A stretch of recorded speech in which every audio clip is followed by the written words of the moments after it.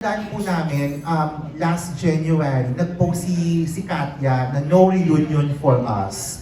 Can you briefly explain how did this collaboration or this reunion happen? Paano nangyari ito? Yes. Actually, oo nga pala, good evening po sa inyo lahat. Hindi ako nakabati kanina. But anyway, going back to your question, yes, I am fully aware. I said early January na there's no reunion happening for all of us. Kasi nga po, that time, we have our own personal priorities.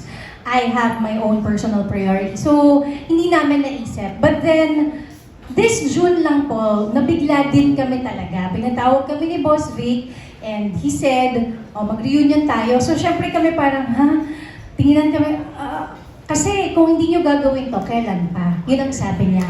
Ngayon ang panahon ng lahat ng mga nagre-reunion. So, gawin na natin to.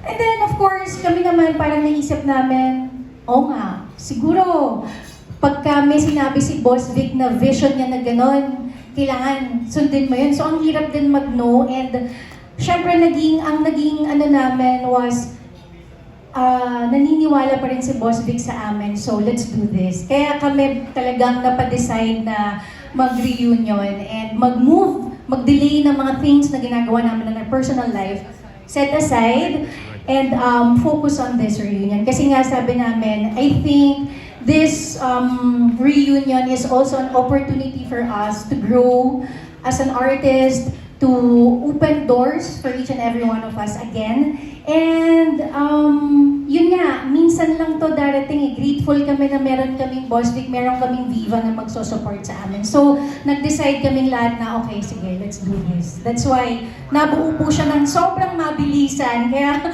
medyo nape-pressure kami kasi talagang ang bilis po ng pangyayari. And aside from that, I think there's been talagang a lot of clamor from our fans. Yung mga pasulpot-sulpot na messages here and there, kailan kayo.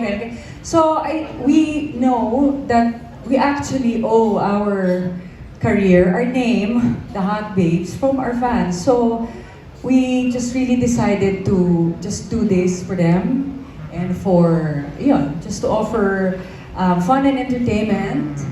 And that's it. So that's why nabuo yung concert also. That's good. And